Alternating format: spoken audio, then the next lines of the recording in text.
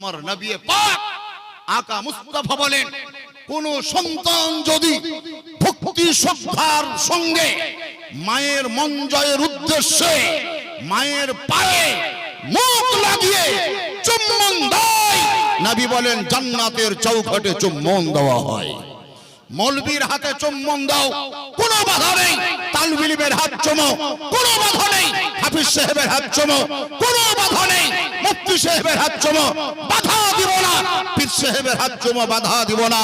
কিন্তু আমি মেসেজ দিয়ে যাব, অভ্যাস করেন পীর সাহেবের হাত চুমার আগে, মৌলবী মাওলানার হাত চুমার আগে, মুফতির হাত চুমার আগে, হাফিজ ও কারীর হাত চুমার আগে যদি পারেন বাড়ির ভিতরে নিজের বাপের হাতে চুম্বন দেন, মায়ের হাতে চুম্বন দেন। আরো যদি পারেন মায়ের পায়ে মুখ লাগিয়ে মায়ের কদম বসে করেন। এতে আপনার জান্নাতের দরজা উন্মুক্ত হবে, জান্নাতের দরজা খুলবে। নবী পাক বললেন আফসুস সালাম, তোমরা সালাম দাও, সালামের চর্চা করো। 1 নম্বর বাক্য গেল। 2 নম্বর, নবী করিম আকা মুস্তাফা বলেছেন ওয়া আতিমুত তাআম, তোমরা ক্ষুধার্ত ব্যক্তিদেরকে খাবার খাওয়াও। সুবহানাল্লাহ বলেন, আর একটু জোরে বলেন। ক্ষুধার্ত ব্যক্তিদেরকে খাবার খাওয়াও। আতিমুত তাআম, ক্ষুধার্ত ব্যক্তিদেরকে খাবার খাওয়াও। আপনি অর্থবান, আল্লাহ আপনাকে অর্থ দিয়েছে। আপনার নিম্ন শ্রেণীর যারা, আপনার চাইতে ডাউনে যারা বসবাস করছে, লোয়ার হিসাবে বসবাস করছে, তাহাদেরকে আপনি অন্ন প্রদান করেন, অন্ন দান করেন। অন্ন দান এটা বিরাট বড় দান বা সাদকা। 3 নম্বর নবী বললেন ওয়া ওয়াসিলুল আরহাম, হে আমার উম্মত উম্মাতানেরা, সাহাবা বর্গরা, তোমাদের প্রতিবেশী যারা, প্রতিবেশী, প্রতিবেশী বাংলায় বলে প্রতিবেশী, উর্দু বা আরবিতে বলে জারিয়া, প্রতিবেশী।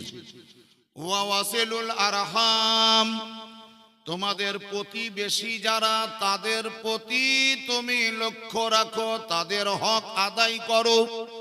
প্রতিবেশীর ওপরে তুমি রহম করো, দয়া করো, করুণা করো, দাক্ষিণ্য দেখাও, আন্তরিকতার সহিত তাহার সেবা করো।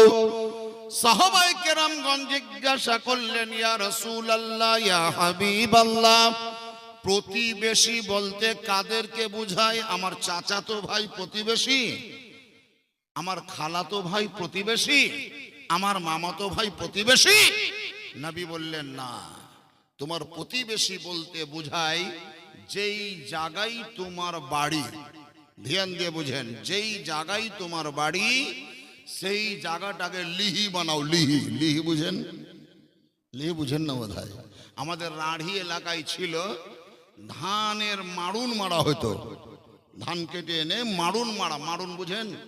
মাড়ুন মারার জন্য এরকম একটা খুঁটি পুঁততাম আমরা আগিনাতে, খুঁটি। এই খুঁটিতে একটা পাঘা বা দোঘা দিয়ে 4-5টা গরুকে বেঁধে পাকে পাকে ঘুরাতাম, আর ওই গরুর পায়ের চাপুনে ধান ঝরে যেত। এটাকে মাড়ুন মারা বোঝায়। তাই মাড়ুন মারার জন্য মিডিলে যে খুঁটিটা পুঁততাম এটাকে লিহি বুঝায়, লিহি বলে। লিহি মানে মিডিল পয়েন্ট, মধ্যবর্তী জায়গা, একবারে মিডিল একটা খুঁটি।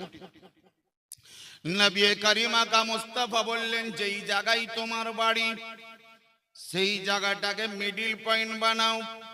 আর এই বাড়ি থেকে তুমি চতুর সাইডে পাকে পাকে 40খানা বাড়ি গণনা করো। তোমার বাড়িটা বাদ দিয়ে 40খানা বাড়ির লোক সবাই তোমার প্রতিবেশী। তাতে তোমার চাচাতো, মামাতো, খালাতো ভাইও হতে পারে, আবার অন্য বংশের লোকও হতে পারে। এরাই হচ্ছে তোমার প্রতিবেশী। ইয়া রাসূলুল্লাহ, এই প্রতিবেশী দেখতে গিয়ে দেখলাম যে আমার বাড়ির নিকটে 40খানা ঘরের মধ্যে একটা ঘর হলো হিন্দুর, নন মোহামেডান, অমুসলিম, মুসলমান নয়, গায়ের মুসলিম। সেও কি আমার প্রতিবেশীর মধ্যে গণ্য? বিশ্ব নবী, সমস্ত মানব জাতির নেতা যিনি নবী, তিনি বলছেন প্রতিবেশীর বিচার করতে গিয়ে ধর্মের বিচার করা চলবে না, জাতপাত নির্বাচন করা চলবে না। তোমার বাড়ির পাশে যে বাস করছে ও যদি খ্রিস্টান হয় তবুও প্রতিবেশী, তোমার বাড়ির পাশে যে বসবাস করছে সে যদি নাসারা হয় তবুও প্রতিবেশী, সেই যদি আপনার জৈন হয় তবুও তোমার প্রতিবেশী। তোমার বাড়ির পাশে যে লোকটি বসবাস করছে সেই লোকটা যদি হিন্দুও হয় তবুও তোমার প্রতিবেশী। যেহেতু ওরা প্রতিবেশী হয়ে গেল, এবার তোমার জন্য আদেশ বা নির্দেশ, তোমাকে আল্লাহ অর্থবান বানিয়েছে, তোমাকে বড় লোক করেছে, তুমি টাকার মালিক হয়েছো, তুমি রাত্রিবেলায় এশার নামাজ পড়ে পেট পুরে খাবার খেয়ে নিয়ে এবারে শয্যাশায়ী হতে যাবে, তুমি বিছানায় ঘুমাতে যাবে। আল্লাহর নবী মুস্তাফা বলেন ঘুমাতে যাওয়ার আগে বিচার বিবেচনা করে 40 খানা বাড়ির খবর নাও। 40 খানা বাড়ির মধ্যে একটা বাড়ির পরিবার যদি না খেয়ে থাকে আর তুমি যদি আপনার উদর পূর্ণ করে খেয়ে ঘুমিয়ে যাও, ওই লোকটা যদি না খেয়ে রাত্রি কাটাই, তাহলে তুমি নামাজি হলেও পূর্ণাঙ্গ রূপে ইমানদার হতে পারবে না। এটা নবী বলেছেন, এই শিক্ষা আমাদেরকে নবী দিয়েছেন। তাহলে সেই নবীর শিক্ষা অনুযায়ী আমাদেরকে কিভাবে জীবন যাপন করতে হবে, জীবন গঠন করতে হবে, এটা আপনারা বুঝেন। 3 নম্বর গেল। 4 নম্বরে নবী বলছেন ওয়াসাল্লু বিল্লাইলে ওয়ান্নাসু নিয়াম। হে আমার উম্মত বর্গরা, যখন পৃথিবীর মানুষ ঘুমিয়ে যাবে, দুনিয়ার লোক যখন শুয়ে যাবে, তখন তুমি ঘুম থেকে উঠো আর রাত্রি জেগে জেগে আল্লাহর উদ্দেশ্যে নামাজ পড়ো। এক কথায় রাত্রি জেগে আল্লাহর ইবাদত করো। ওয়াসাল্লু বিল্লাইলি ওয়ান্নাসু নিয়াম। মানুষ যখন সুখের নিদ্রায় ঘুমিয়ে থাকবে, নিদ্রামগ্ন হয়ে থাকবে, তখন তুমি বিছানার আরামকে বর্জন করো, ঘুমটাকে ত্যাগ করো, বাড়ি থেকে বেরিয়ে পড়ো, মসজিদের নির্জন জায়গায় যাও, অথবা তুমি তোমার নিজ গৃহেরই কোনো একটি নির্জন গৃহের ভিতরে প্রবেশ করে তোমার কৃত পাপগুলাকে স্মরণ করে করে তাহাজ্জুদের নামাজ আদায় করে আল্লাহর কাছে তওবা ইস্তেগফার পড়ো, আল্লাহর কাছে ক্ষমা প্রার্থনা করো, আল্লাহর কাছে মাগফিরাত চাও, আল্লাহর কাছে পরিত্রাণ কামনা করো। আল্লাহর নবী আকা মুস্তাফাকে সাহাবায়ে কেরামগণেরা জিজ্ঞাসা করলেন, আসসালাতু ওয়াসসালামু আলাইকা ইয়া রাসূলুল্লাহ, আসসালাতু ওয়াসসালামু আলাইকা ইয়া হাবিবাল্লাহ। নবী গো,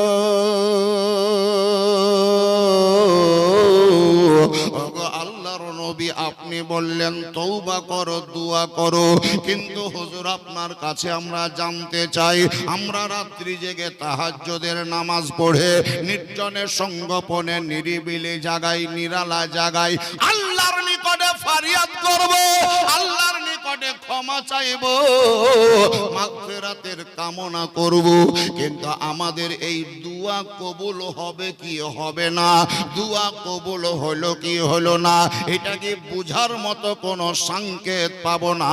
আল্লাহ কোরআনে বলেছেন উদউনি আস্তাজিব লাকুম, তোমরা দোয়া করো আমি কবুল করব।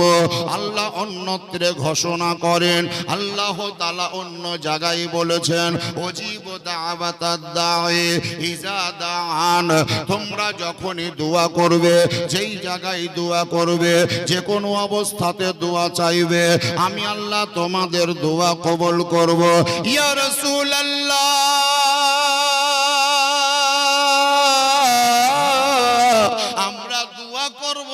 কবুল করব বলেছেন, আপনিও বললেন আল্লাহর নিকটে কবুল হবে, কিন্তু আমি কি করে বুঝবো আমার দোয়া কবুল হইল কি হইল না? আধার কার্ডের সংশোধন যদি করতে যান তো কম্পিউটারে দেখবেন যদি অ্যাকসেপ্ট হয়ে যায় তাহলে একটা সবুজ সংকেত উঠে এরকম দাগ, আর যদি অ্যাকসেপ্টেড না হয় তাহলে লাল ঢেঁড়া মানে বাদ। এর একটা সংকেত পেলেন যে আমার কাজ হয়ে গেছে, আর ওই লাল ঢেঁড়া দিলে মানে কাজ হয়নি। আপনি যে দোয়া করছেন আল্লাহর কাছে, আপনি যে প্রার্থনা করছেন খোদার নিকটে, আপনার এই দোয়া কবুল হলো কি হলো না, আল্লাহ দোয়া কবুল করলেন কি করলেন না, আপনি কি কোনো সংকেত বুঝবেন না? সংকেত আছে, নিদর্শন আছে, আলামত আছে, সিগন্যাল আছে, চিনহারি আছে। সেই চিনহারির কথা, সিগন্যালের কথা, আলামতের কথা আমার নবী আপনাদের আমাদের সকলের জন্য বলে গিয়েছেন।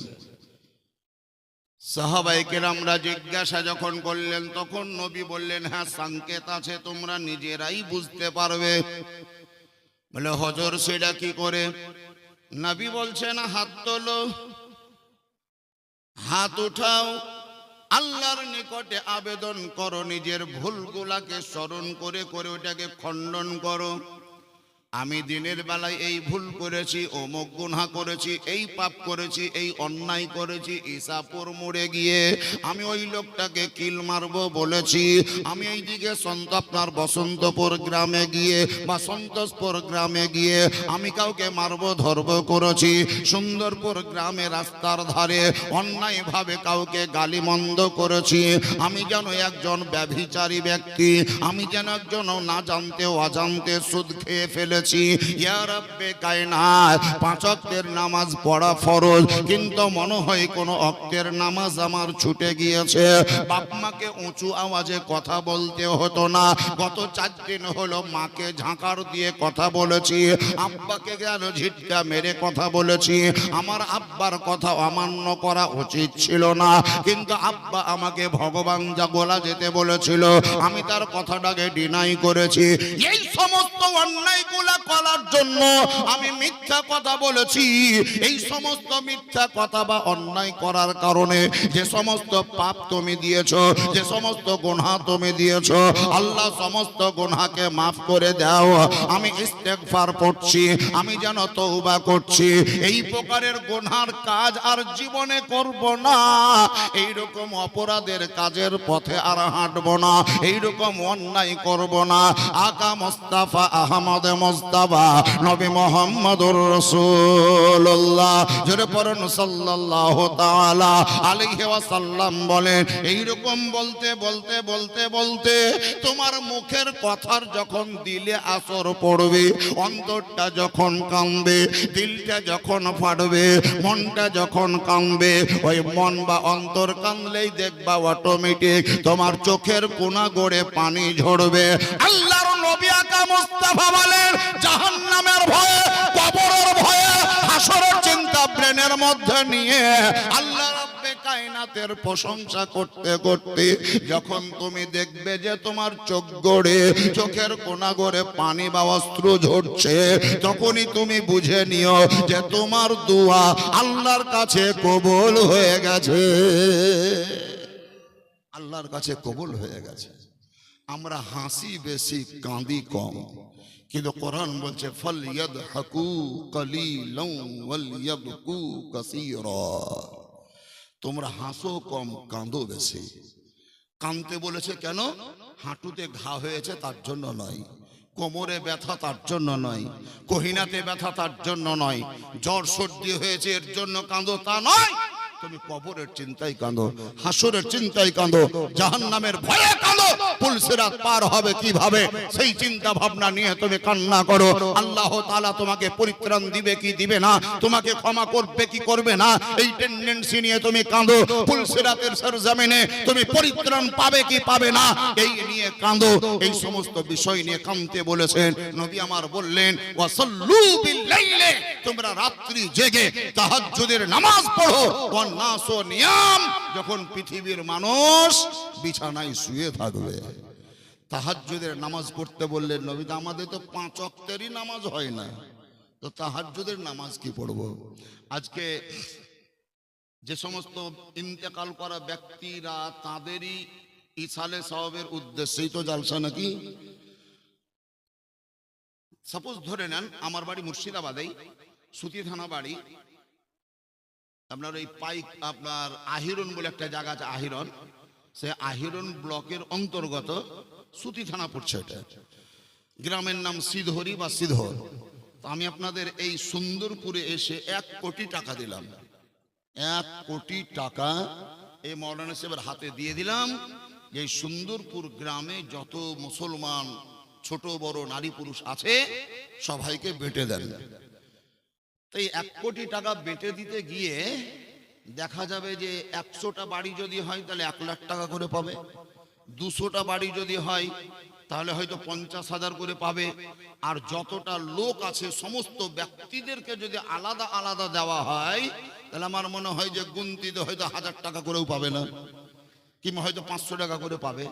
এই গ্রামটার জন্যই সীমাবদ্ধ থাকবে, আর অন্য কোনো গ্রামের লোক আমার দেওয়া টাকা পাবে না। তাহলে আমার 1 কোটি টাকা দেওয়ার পরেও ভগবানগোলা থানার অন্তর্গত সব মুসলমানের উপকার করা সম্ভব হচ্ছে না। কিন্তু আপনি এই সুন্দরপুর গ্রামে থেকে গোটা বিশ্বের মানব জাতির উপকার করতে পারবেন।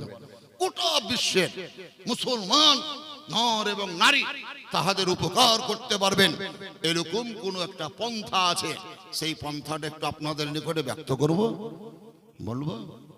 একটু বলছি, নিয়ত আপনার নোট করে রাখবেন। আপনি 2 রেকাত নামাজি হোক আর 4 রেকাতি হোক আর 3 রেকাতি হোক, নামাজে দাঁড়িয়ে গেলেন, যে শেষ রেকাতে এই সাজদা করে এইভাবে হাঁটুতে হাত দিয়ে বসতে হয় না, হয় না? বসতে হয়। বসার পরে 2টো ছেদ যা পড়লেন যে শেষ বেলায় দুয়ায়ে মাসুরা বলছে। আপনারাও পড়েন কিন্তু মুখস্থ আছে, তর্জমা জানেন না, মায়েরাও পড়ে। পড়তে শুরু করছে, আমি দেখেন, আল্লাহুম্মা গফিরলি 1 নাম্বার, আল্লাহুম্মা গফিরলি। এর বাংলা তর্জমা হলো, হে আল্লাহ আমি গুনাহগার, তোমার বান্দা, তুমি আমার গুনাহকে মাফ করে দাও। আমি নিজের জন্য বললাম, আমার গুনাহ মাফ করে দাও। 2 নম্বরে বলছি, ওয়ালে ওয়ালিদাইয়া, আমার বাপ, আমার মা, আমার শ্বশুর শাশুড়ি, দাদু দাদি, নানা নানি, খালা খালু, ফুফা ফুফু, মামা মামি, যারা ঊর্ধ্বতন কর্তৃপক্ষ ওপরের যারা, তাদের গুনাহকে মাফ করে দাও। 3 নম্বরে বললাম, ওয়ালে মান তাওয়ালাদা,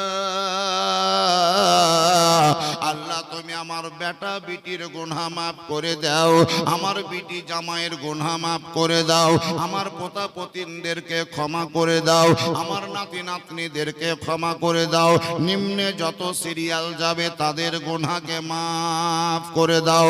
এটা 3 নম্বরের বাক্য হলো। 4 নম্বরে আপনি আমি নামাজ পড়তে গিয়ে বলি, ওয়ালে জামিউল মুমিনিনা ওয়াল মুমিনাত, আল্লাহ তুমি সমস্ত মুমিন মুসলমান, সমস্ত মুমিন মুমিনাত নর এবং নারী তাদের গুনাহ মাফ করে দাও। 5 নম্বরে বললাম, ওয়াল মুসলিমিনা ওয়াল মুসলিমাত, যত মুসলমান নর এবং নারী পৃথিবীর মাঝে আছে আল্লাহ তুমি তাদের গুনাহ মাফ করে দাও।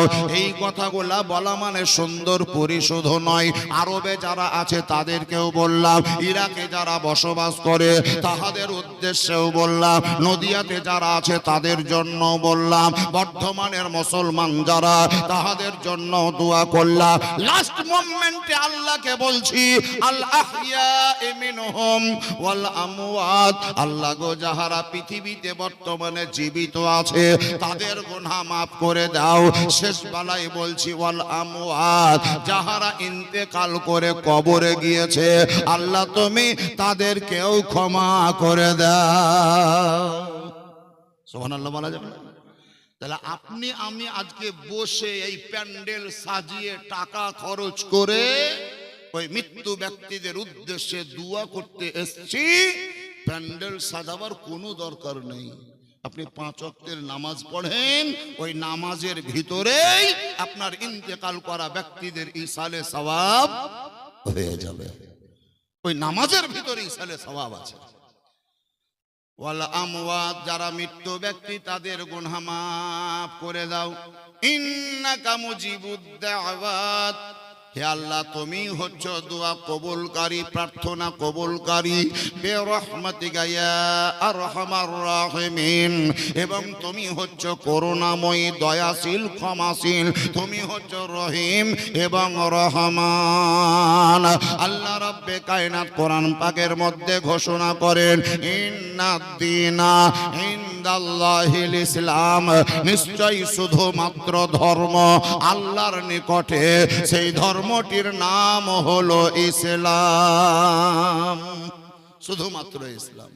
এবার যে সাবজেক্টটা আপনাদেরকে বোঝাবার জন্য আমি এত দূর এলাম, বলছিলাম না যে আমি প্রথমে বক্তব্য শুরু করার আগে সালাম দিলাম, আসসালামু আলাইকুম।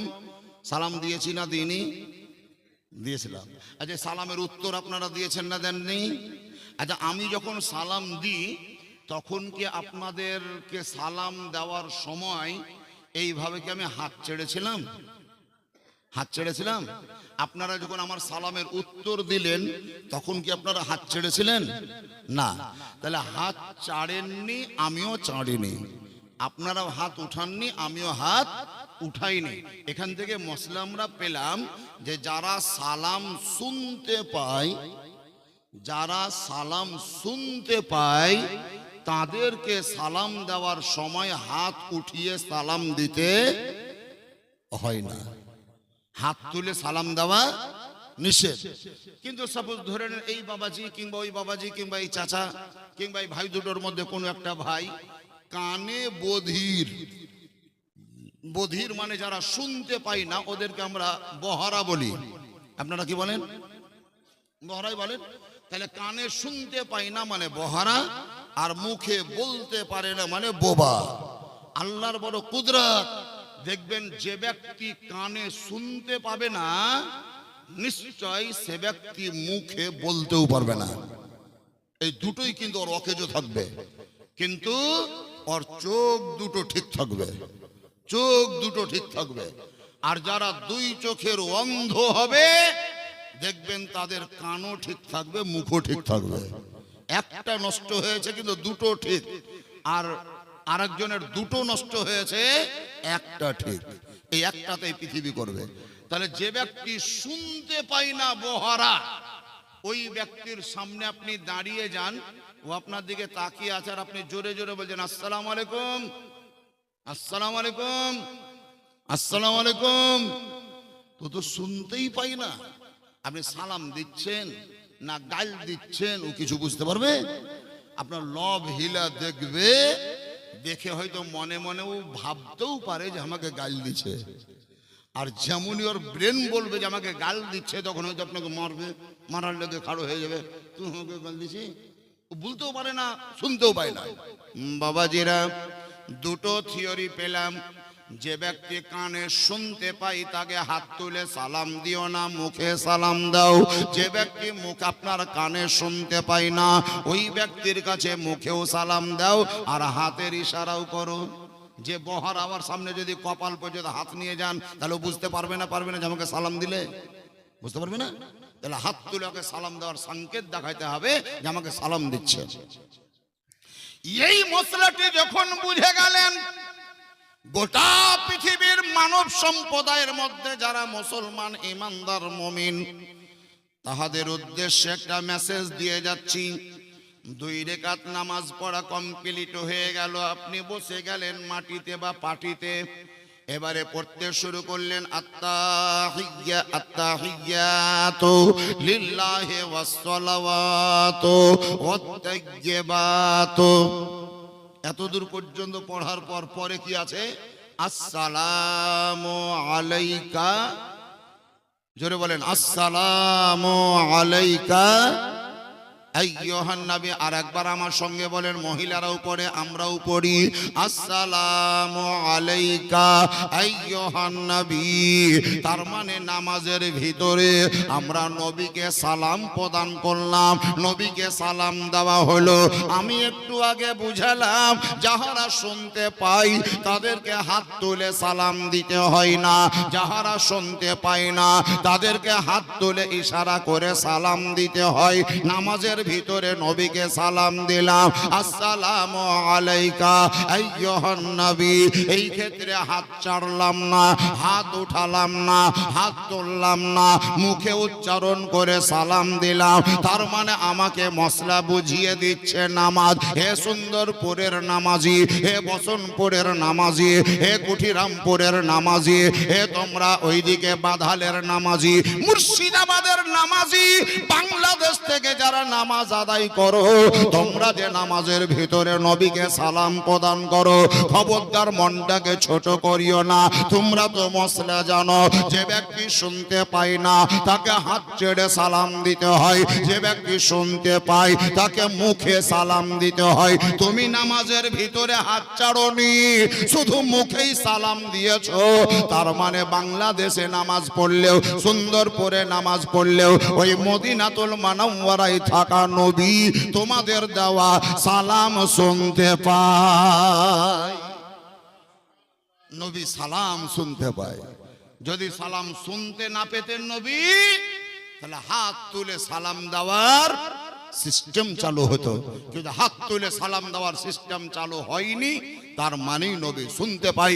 এরই জন্য বিখ্যাত ইমাম, মুসলমানদের ইমাম, আহলুস সুন্নাত ওয়াল জামাতের ইমাম, ইমামে আহমদ রাজা ফাজিলে বেরেলভি, যাহাকে আলা হযরত বলা হয়, তিনি বলছেন दूर व नजदीक के सुनने वाले वो कान, दूर व नजदीक के सुनने वाले वो कान, কানে লালে কারামত পে লাখোं সালাম। নিকটেও যেমন শুনতে পান নবী, দূরেও তেমন শুনতে পান নবী। সেই নবীর উপরে হাজারো সালাম, সেই নবীর উপরে লাখো সালাম। আপনাদের আমাদের দেওয়া সালাম যেন নবী শুনতে পান, এবং আপনাদের পড়া দরুদ যেন নবী শুনতে পান। এই আকীদা নিয়ে, এই বিশ্বাস রেখে উঁচু আওয়াজে ভক্তি ভরে জোরে সরে মনের কার্পণ্যতাকে দূর করে উদার মনে সবাই মিলে দুরূদ শরীফ পড়ুন। আল্লাহুম্মা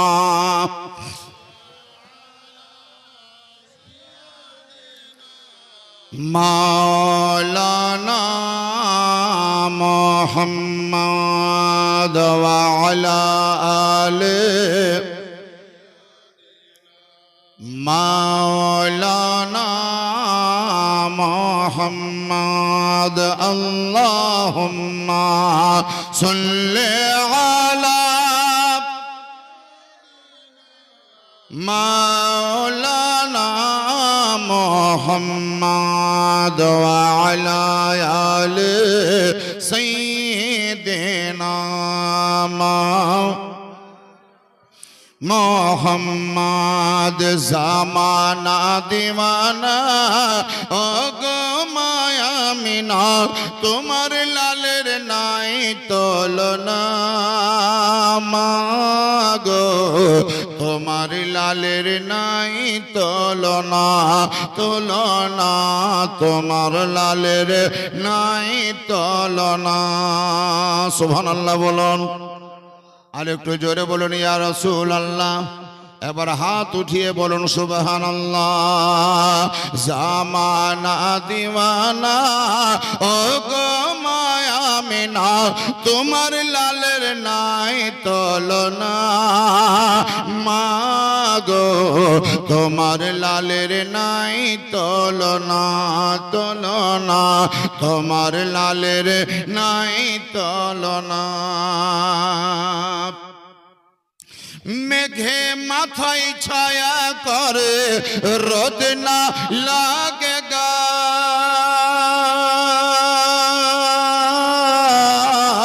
গরম বালি পায়ের নিচে শীতল হয়ে যায় মাগো, শীতল হয়ে যায়। নোরানি বদনে হাওয়া চলে সনসনে, নোরানি বদনে হাওয়া চলে সনসনে, খেজুর পাতায় হিলাই সব ডানা মাগো, তোমার লালের নাই তুলনা, তুলনা তোমার লালের নাই তুলনা। শিশু নবী শুয়ে শুয়ে আকাশে তাকাই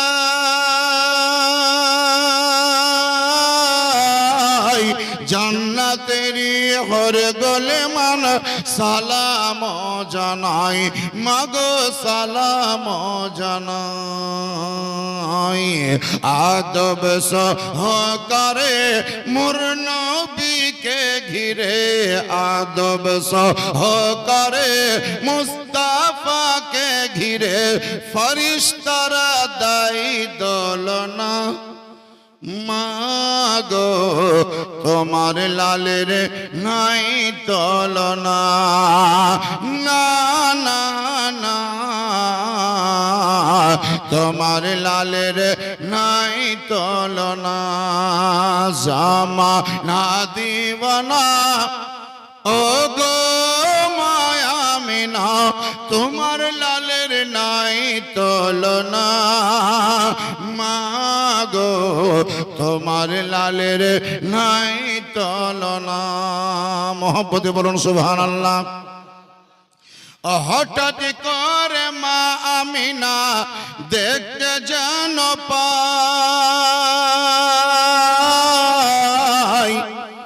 আমার নবীর নূরে সারা জগৎ আলোকিত হয় মাগো আলোকিত হয়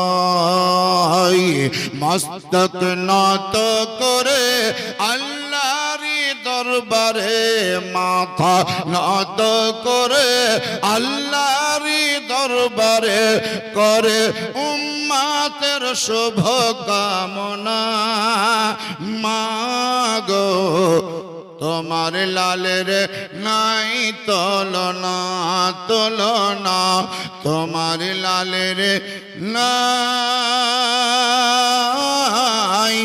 তুলনা আপনাদের এই সুন্দরপুরের কোন একজন লোক আসমানের উপরে রাগ করে আসমান আপনাদের আমাদের উপরে আসমানের উপরে রাগ করেছে আর এই আসমানের উপরে রাগ করে নিজের রাগটাকে মিটাবার জন্য মাথাটাকে ছেড়ে আকাশের দিকে মাথা উঁচু করে আসমানের দিকে তাকিয়ে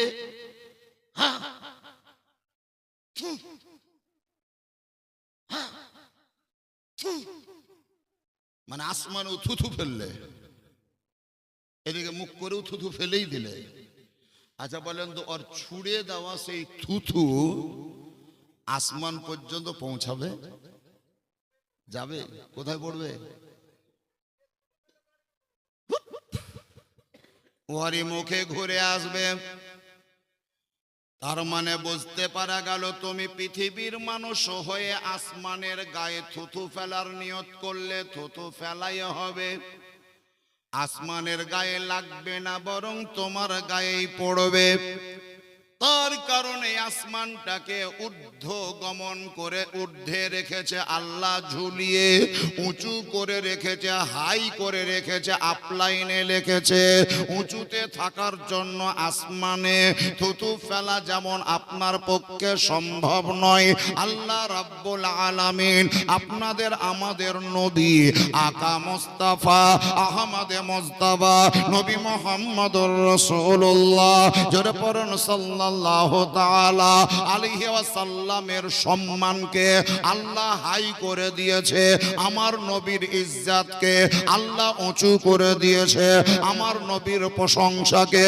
আল্লাহ যেন আপলাইন করে দিয়েছে এখন এই পৃথিবীর কোন মানুষ যদি ওই নবীর সম্মানকে কমাবো মনে করে তাহলে নবীর সম্মান কমাতে পারবে না বরং আল্লাহর দরবারে ওই ব্যক্তির নিজস্ব পজিশন হারিয়ে যাবে হে বাপজিরা মাই এবং বোনেরা আরো একটি মশলা বুঝে নেন আপনাদের মধ্যে কেউ যদি আমার মতো মাওলানার বদনাম করেন আমার পিঠের পিছনে আমার পশ্চাতে যদি আমার সমালোচনা করেন অথবা কেউ যদি গীবত করেন আমার যদি নাম না করে বদনাম করেন তাহলে হাদিস বলছে যে গীবত করবে যাহার গীবত করবে তার ক্ষতিও হবে না বরং যে গীবত করবে তারই ক্ষতি হবে, যার বদনাম করবা তাহার কোনো অক্ষতি হবে না, বরং তোমার নিজেরই ক্ষতি হবে। বিখ্যাত একজন আল্লাহর ওলি, আল্লাহওয়ালা ব্যক্তি, তিনি যেন রাস্তা দিয়ে হেঁটে যাচ্ছেন, পথিমধ্যে একটা বৈঠকখানা, পথিমধ্যে একটা বাংলা ঘর, পথিমধ্যে একটা বসে থাকার জায়গা, কতগুলা যুবকের দল, তারা নিজেদের মধ্যে গল্পতে ব্যস্ত ছিল। ইনি আল্লাহওয়ালা ব্যক্তি রাস্তা দিয়ে চলে যাচ্ছিলেন, কিন্তু ওনার যাওয়া দেখে এদের মুড পরিবর্তন হলো, এদের ব্রেনের চেঞ্জিং হয়ে গেল, আর ইঙ্গিত করে করে ওনার দিকে ইশারা করে সমালোচনা করছে যে এই যে মৌলভী সাহেব দেখছো, খুব ভালো মৌলভী নয়, দুষ্টু বদমাশ।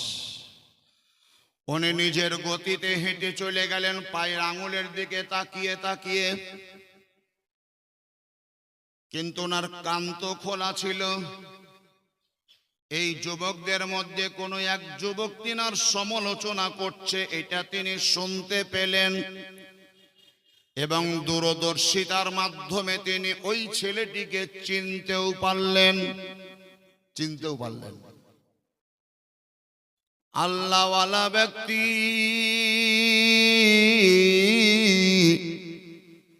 আপনি আমি যদি হতাম তাহলে হয়তো রুখে দাঁড়াতাম, এই তো আমার বদনাম কেন করছে রে, রুখে দাঁড়িয়ে যেতাম।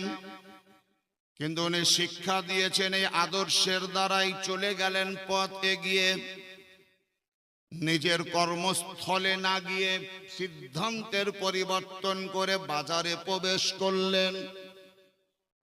এক প্যাকেট বা এক থৈলা খেজুর ক্রয় করলেন, ওখান থেকে রিটার্ন চলে এলেন। যেই ছেলেটি বা যে যুবকটি তার সমালোচনা করছিল, তার বাড়ির দরজায় দাঁড়িয়ে গেলেন, আওয়াজ দিচ্ছেন, আছো বাড়িতে, বাড়িতে আছো? তো ওই ছেলে, সেই যুবক বাড়ির ভিতরেই ছিল। যেমনই দরজা খোলা বা উন্মুক্ত করা, ওপেন দি ডোর, দরজা খুলে দিল, তো দেখতে পাচ্ছে যে ওই মহাপুরুষ দাঁড়িয়ে। যেমনই দেখা তেমনই এর চেহারার পরিবর্তন হলো, যে হাই সর্বনাশ, আমি তো ইনার সমালোচনা করছিলাম, বদনাম করছিলাম, আবার উনি আমার বাড়ির দরজায়, তার মানে নিশ্চয়ই হয়তো আমার বদনাম করাটা শুনে ফেলেছে। তো চেহারা লাল হয়ে গিয়েছে ভয়ে, লজ্জায়। ইনি বলছেন, বাবু ভিতরে যাব। যুবকটি লজ্জার খাতিরে বলছে, আসেন, কিন্তু ভিতর কাঁপছে। আল্লাহওয়ালা ব্যক্তি এই খেজুরের কাটোরা বা থৈলাটা দুই হাতে ধারণ করে বলছে, বাবু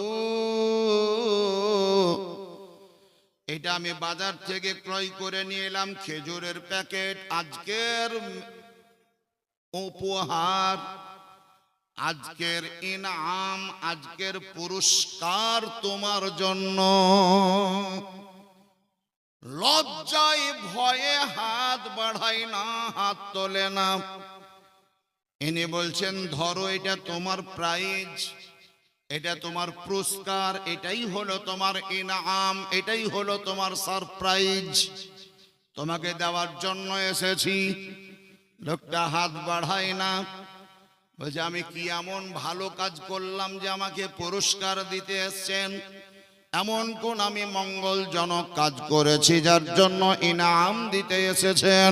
তিনি বলছেন, বাবা তুমি আগে হাতে তো ধরো, তারপর ভালো কাজ কি করেছো আমি বুঝাবো।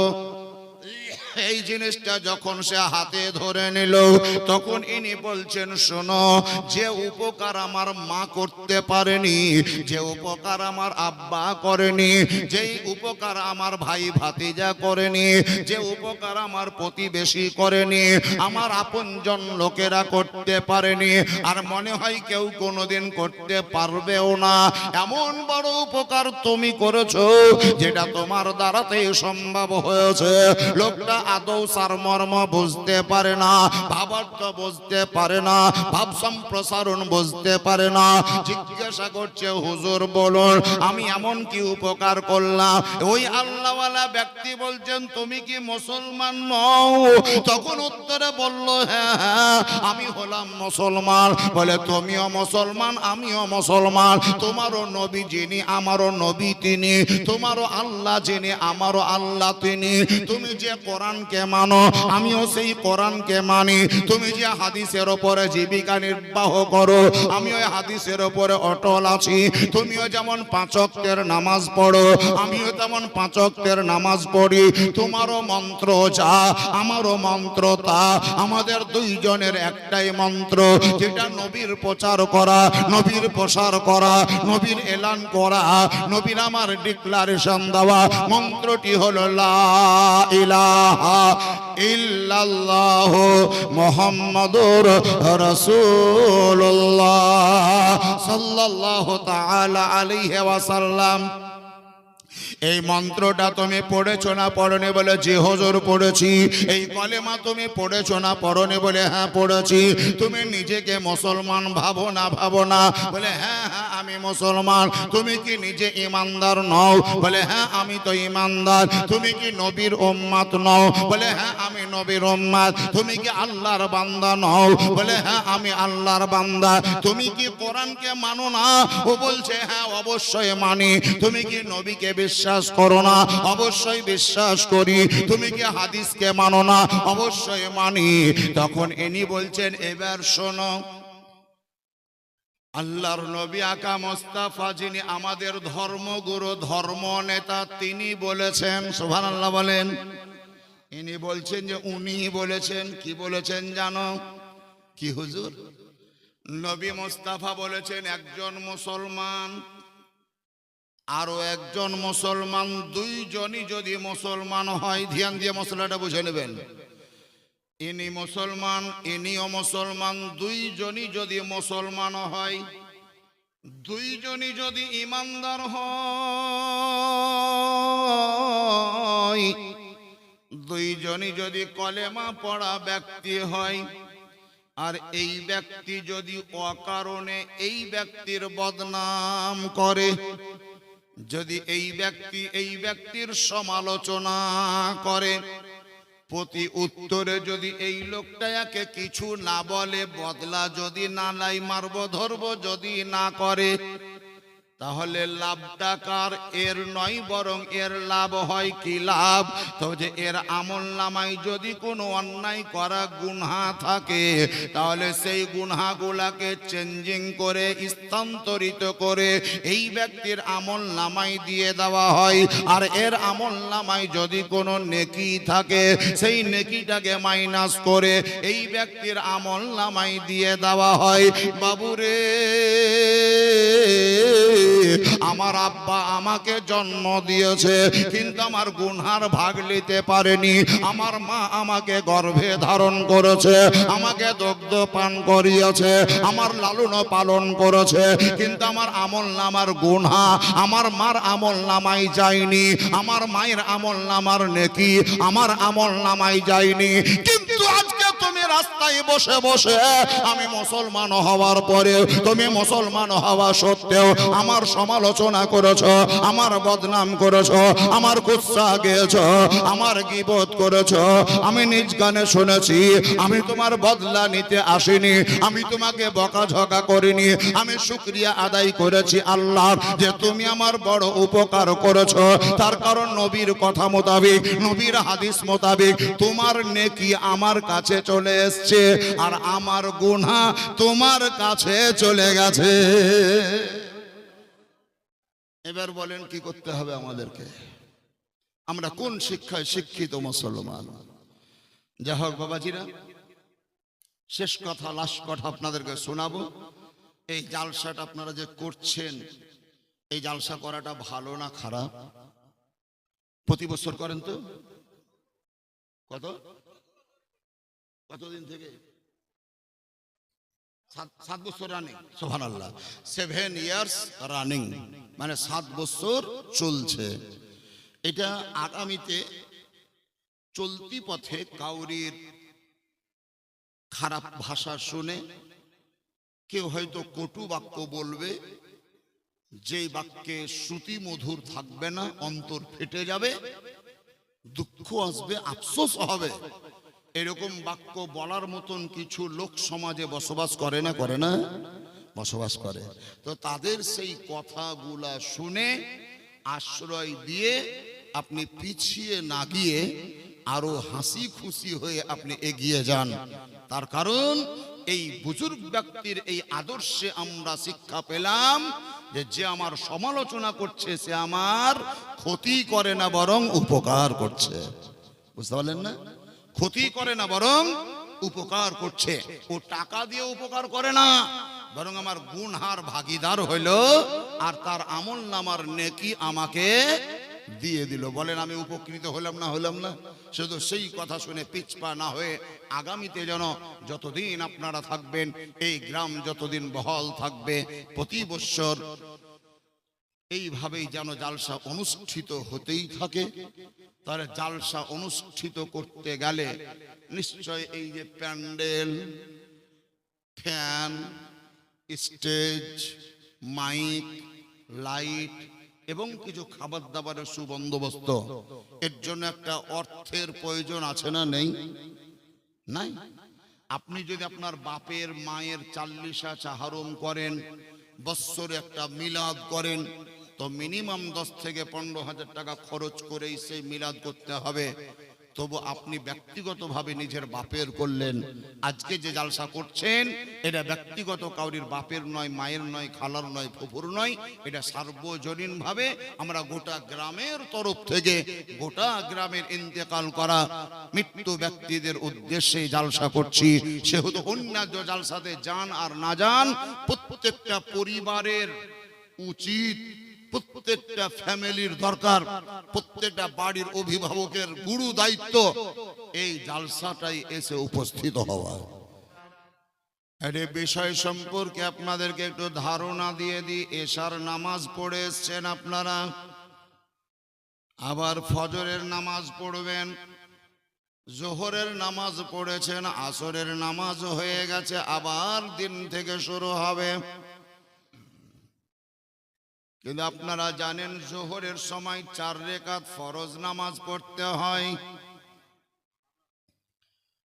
আসরের সময় 4 রাকাত ফরজ নামাজ পড়তে হয়, এশার সময় 4 রাকাত ফরজ নামাজ পড়তে হয়।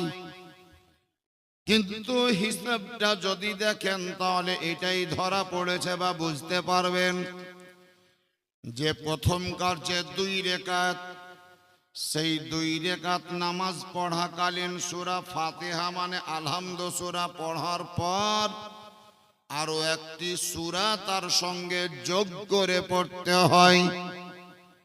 বাকি পরের যে 2 রাকাত, সেই 2 রাকাত নামাজ পড়ার জন্য শুধু সূরা ফাতিহাটা পড়ি।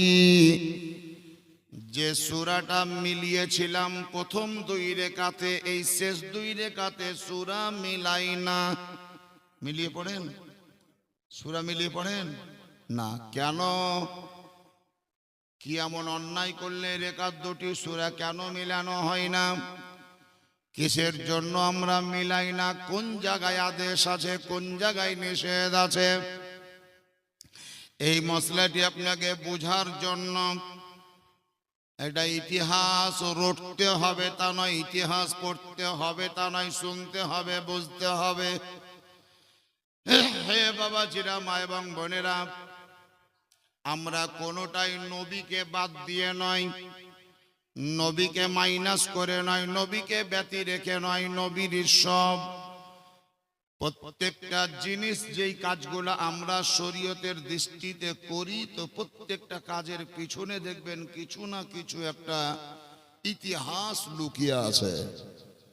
যেমন কিছুদিন পূর্বে যেদিন কুরবানি হলো শনিবার, তার আগে শুক্রবারের ফজরের সময় থেকে মঙ্গলবারের আসরের নামাজের টাইম পর্যন্ত 5 ওয়াক্তের ফরজ নামাজের পর একটা তাকবীর পড়েছেন আপনারা। তাকবীর পড়েননি? তাকবীরটা হচ্ছে আল্লাহু আকবার, আল্লাহু আকবার, লা ইলাহা ইল্লাল্লাহ, আল্লাহু আকবার, আল্লাহু আকবার, ওয়ালিল্লাহিল হামদ। এই তাকবীরটা পড়েছেন। 9 তারিখের ফজরের টাইমে শুরু, 13 তারিখের আসরের নামাজে শেষ। এই তাকবীরে 3টি ছেদ আছে, 3টি ছেদ। একটা ছেদ হলো আল্লাহু আকবার, আল্লাহু আকবার, এটা একটা ছেদ। 2 নাম্বার হচ্ছে লা ইলাহা ইল্লাল্লাহ, আল্লাহু আকবার, এটা 2 নম্বর। 3 নম্বরে আছে আল্লাহু আকবার, ওয়ালিল্লাহিল হামদ। ছেদ হলো 3টি। তাকবীর পড়তে হয়। তাকবীরটা আমরা পড়ি কেন, কিসের জন্য, কে পড়ার আদেশ দিলে আমাদেরকে, এবং এই তাকবীর সর্বপ্রথম কে পড়েছিল? যিনি সর্বপ্রথম পড়েছিলেন বা যারা পড়েছিল তাহাদের কথা একটু বলে দিই, নিশ্চয়ই শুনেছেন। কোরআন শরীফের মধ্যে, কোরআন শরীফের তাফসীরে স্পষ্ট ভাবে লেখা আছে, আল্লাহ তাআলা ইব্রাহিম নবীকে প্রিয় বস্তু কুরবানি করার নির্দেশ দিয়েছিলেন স্বপ্ন যোগে। ইব্রাহিম আলাইহিস সালাম কুরবানি করতে করতে, উট ছাগল ভেড়া করতে করতে করতে করতে শেষ পর্যায়ে সবচাইতে প্রিয় বস্তু চয়ন করলেন তার নিজ সন্তান হযরতে ইসমাঈল আলাইহিস সালামকে। হযরতে ইসমাঈল আলাইহিস সালামকে নিয়ে গেলেন, চোখে পট্টি বাঁধা ছিল, 2 বাপ বেটারি, শুইয়ে দিয়েছেন, তরবারি আপনার ছোরা হাতে নিয়েছেন।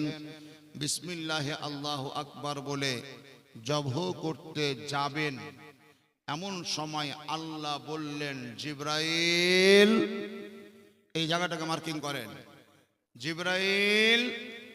জিবরিল ফেরেশতা বলছেন, লব্বাইক ইয়া রাব্বাল আলামিন। আল্লাহ মে প্রেজেন্ট।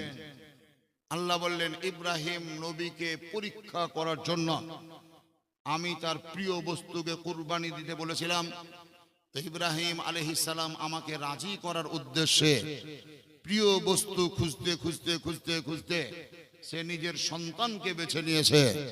ওই সন্তানকে কুরবানি করার জন্য উদ্যত শুধু হয়েছে তা নয়, ছোরাও রেখে দিয়েছে, বিসমিল্লাহি আল্লাহু আকবারও পড়ে নিয়েছে। আমি ইব্রাহিম নবীর প্রতি সন্তুষ্ট হয়েছি, তার কুরবানিকে কবুল করেছি, সে পরীক্ষায় পাস। কিন্তু ইসমাইল যেন জবে না হয়, এর জন্য তুমি জান্নাত থেকে একটা দুম্বা নিয়ে যাও। দেখেন, জিবরিল ফেরেশতা যখন জান্নাত থেকে দুম্বা নিয়ে আসছেন, তখন তিনি নিজের বিবেককে জিজ্ঞাসা করে বলছেন, আল্লাহ কি না করতে পারে? এই আল্লাহ ইব্রাহিম নবীকে কুরবানি করার জন্য বলল, আবার ইসমাইল যেন জবে না হয় তার জন্য দুম্বাও পাঠালো। তাই আল্লাহর প্রশংসা করার নিয়তে জিবরিল ফেরেশতা পড়লেন, আল্লাহু আকবার, আল্লাহু আকবার। এই অংশটা জিবরিল ফেরেশতার পড়া, আল্লাহু আকবার, আল্লাহু আকবার। আল্লাহ সব চাইতে বড়, আল্লাহ সব চাইতে বড়, আল্লাহ সব চাইতে বড়। এই জিবরিল ফেরেশতার এই বাক্যটি পড়ার পর যখন জিবরিল ফেরেশতা ইব্রাহিম নবীর কাছাকাছি চলে গিয়েছেন, তখন ইব্রাহিম আলাইহিস সালাম পড়ছেন, লা ইলাহা ইল্লাল্লাহু আল্লাহু আকবার। এর বাংলা তরজমা কি? আল্লাহ ছাড়া কোনো মাবুদ নেই, একমাত্র আল্লাহই হচ্ছেন মাবুদ, আল্লাহু আকবার, এবং তিনি হচ্ছেন সব চাইতে বড়, সব চাইতে বড়। এই অংশটা ইব্রাহিম নবীর পাঠ করা। হযরত ইসমাইল আলাইহিস সালামকে সরিয়ে দিয়ে দুম্বা রেখে দেওয়া হলো, জবে হয়ে গেল। ইসমাইল আলাইহিস সালাম দাঁড়িয়ে গেলেন, চোখের পট্টি খুলে দিলেন, দেখছেন তো আমার জায়গায় দুম্বা জবে হয়ে পড়ে আছে। তখন তিনি আল্লাহর শুকরিয়া আদায় করে আল্লাহর প্রশংসা করার জন্য তিনি এবার বলছেন, আল্লাহ তুমি কি না করতে পারো? তুমি কত বড় ইতিহাস রচনা করলে, ইতিহাস তৈরি করলে, আমার পরিবর্তে দুম্বা পাঠিয়ে দিয়েছো। তাই তিনার মুখ থেকে উচ্চারিত হলো আল্লাহু আকবার ওয়ালিল্লাহিল হামদ। আল্লাহ হচ্ছেন সবচাইতে বড় এবং সমস্ত প্রশংসা আল্লাহর জন্য। তাহলে তিনজনের পাঠ করা তিনটি অংশ। ইব্রাহিম নবী পড়েছেন কয়েকশো বছর আগে, কয়েক হাজার বছর আগে। সেই সিস্টেম, সেই রীতি, সেই নীতি, সেই ইতিহাস যেন লুকিয়ে না যায়, লুপ্ত হয়ে না যায়, হারিয়ে না যায়, জনসম্মুখ থেকে যেন মুছে না যায়। এই কারণে শেষ জামানায় আমাদের প্রিয় নবী, আমাদের দরদি নবী হযরতে মুহাম্মদুর রাসূলুল্লাহ সাল্লাল্লাহু তাআলা আলাইহি ওয়াসাল্লাম বললেন, হে আমার উম্মত বর্গরা, তোমরা জিলহজ মাসের 9 তারিখের ফজর থেকে 13 তারিখের আসর পর্যন্ত এই তাকবীরটি পাঠ করো, তাহলে তোমার তাকবীর পড়ে ওয়াজিব ও আদায় হবে। আর ইব্রাহিম নবী, জিবরিল ফেরেশতা, ইসমাঈল নবীর সুন্নাতের উপরে আমলও হয়ে যাবে। জোরে বলুন সুবহানাল্লাহ। এদিন হযরতের আগমন ঘটে গিয়েছে। জোরে আল্লাহর শুকরিয়া আদায় করেন। নারে তাকবীর। আর একটু জোরে বলে নারে তাকবীর, নারে রিসালাত, মাসলাকে আলা হযরত উলামায়ে আহলে সুন্নাত মুফতি জাহাঙ্গীর আলম সাহেব বলেন জিন্দাবাদ। সুবহানাল্লাহ। তিনার বক্তব্য একদম কাটা কাটা, টানাটান, একদম টন টন করে বাজবে, শুনতে পাবেন ইনশাআল্লাহ আজিজ। আমার কোনো অ্যাডভার্টাইজ করার প্রয়োজন নেই। গোটা পশ্চিমবঙ্গের লোক এনার বক্তব্য সম্পর্কে অবগত। বিশেষ করে আহলুস সুন্নাত ওয়াল জামাতের বহির্ভূত যারা, তারা বেশি এনার বক্তব্যকে ফলো করে, বেশি এনার বক্তব্যকে লক্ষ্য করে। জাহাঙ্গীর কি বলছে শুনবো, জাহাঙ্গীর কি বলছে শুনবো। দুশ্মন যারা হয় তাহারাই কিন্তু আপনার পথ চেয়ে থাকে যে কোন রাস্তা দিয়ে যাচ্ছে দেখ, কোন পথ দিয়ে হাঁটছে দেখ।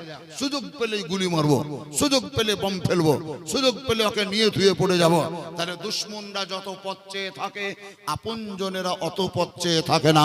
জাহাঙ্গীর সাহেবের বক্তব্য, দুশ্মনের রসুল যারা, এরা যত শুনে, আশিকে রসুলরাও শুনে, কিন্তু বেশি ওরাই শুনে শুধুমাত্র ভক্তি দেখাবার জন্য নয়, বরং জাহাঙ্গীরের ভুল ধরার জন্য। কিন্তু আজ পর্যন্ত আলা হযরতের কারাম আছে, আল্লাহ তাআলার ফজল ও কারাম, আল্লাহ তাআলার দয়া, যে যত রকমের বাতিল ফিরকার বড় বড় আলেম ওলামা মুফতি মুহাদ্দিস চেষ্টা তো করেছে, কিন্তু আজ পর্যন্ত জাহাঙ্গীর সাহেবের কোন বলা হাদিস থেকে ভুল বার করে দিতে পারেনি, এবং কোন জায়গায় তাহাকে অপমান করার চেষ্টা করলেও তাহাদের দ্বারা সম্ভব হয়নি। এজন্য বাপি টাকা দিতে চলে এসছো, 2000 টাকা বোধহয় নাকি? হ্যাঁ সুবহানাল্লাহ। বাপি শেখ এজন 2000 টাকা দিয়ে দিল। আমি বললাম যে ইনশাআল্লাহ দিয়ে দেবে। 2000 টাকা কই গো নাই, ক্যাশিয়ার সাহেব 2000 টাকা পেড হয়ে গেল। যাই হোক বেরাদর ইসলাম, আমি আমার বক্তব্য আর দীর্ঘায়ু করছি না, যেহেতু বৃষ্টি আবার শুরু হলো। আমি আগেই বলেছি, বাড়ি থেকে লোক যেমন বৃষ্টির কারণে আসতে পারবে না, ঠিক তেমন স্টেজের সামনে বসে যাওয়া লোকেরাও বৃষ্টির কারণে পালিয়েও যেতে পারবে না। আপনারাও চলে যান না, হযরতের বক্তব্য শুনবেন। আমি কোরআন শরীফ থেকে আয়াতে কারিমা তেলাওয়াত করেছিলাম, ইন্নাদ-দীনা ইনদাল্লাহিল ইসলাম। আল্লাহ তাআলার নিকটে একমাত্র ধর্ম, সেই ধর্মটির নাম হলো ইসলাম। একটি মশলা সম্পর্কে আপনাদেরকে ধারণা দেওয়ার অঙ্গীকার করেছিলাম যে 4 রাকাত ফরজ নামাজে আমরা প্রথম 2 রাকাতে সূরা যুক্ত করে পড়ি, আর দ্বিতীয় 2 রাকাতে আলহামদু সূরা দিয়েই নামাজ কমপ্লিট করি। সূরা পড়ি না কেন? কিতাব আপনি খুলবেন, পেয়ে যাবেন আল্লাহর নবী আহমদে মুস্তাফা নবী মুহাম্মদুর রাসূলুল্লাহ সাল্লাল্লাহু তাআলা আলাইহি ওয়াসাল্লাম যতদিন পর্যন্ত মক্কায় ছিলেন, মক্কায় থাকাকালীনও আমাদের নবী নামাজ পড়েছেন, নামাজ পড়েছেন, নামাজ পড়েছেন।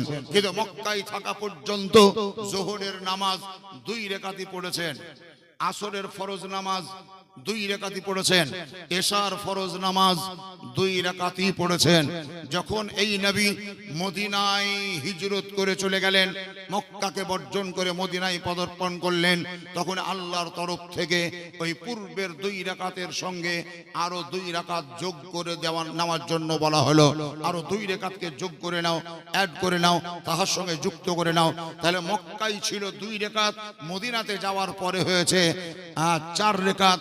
তাহলে মক্কার 2, মদিনার 2 যুক্ত হলো 4। এখন আপনি নামাজ পড়তে গিয়ে প্রথম 2 রাকাতে সূরা মিলাচ্ছেন, তার মানে বুঝবেন এই 2 রাকাত হচ্ছে পূর্বেকার মক্কার, আর যেই সূরা আপনার যেই রাকাতে সূরা মিলাচ্ছেন না, এটা আপনার প্রমাণ হবে যে মদিনাতে পরে যেটা যোগ হয়েছিল সেই 2 রাকাত। তাহলে নামাজও পড়ো আর নবীর সেই ইতিহাসকে স্মরণও করো। প্রত্যেকটা ইসলামিক কার্যকলাপের পিছনে কোনো না কোনো ইতিহাস লুকায়িত আছে, কোনো না কোনো হিকমত লুকায়িত আছে। আপনি হয়তো জানেন না, আমি হয়তো জানি না। যত চর্চা করবেন তত জ্ঞান বাড়বে, যত স্টাডি করবেন তত ইলম আপনার বৃদ্ধি পাবে। কমবে না। অর্থ যত খরচ করবেন কমবে, মাটি যত কাটবেন কমবে, কিন্তু ইলম এমন একটা জিনিস, আপনি যত খরচ করবেন, যত ব্যয় করবেন, যত চর্চা করবেন, আপনার ইলমের পরিধি বা পরিমাণ কমবে না, বরং দিন বা দিন আপনার ইলমের সংখ্যা বৃদ্ধি পাবে বা বাড়বে।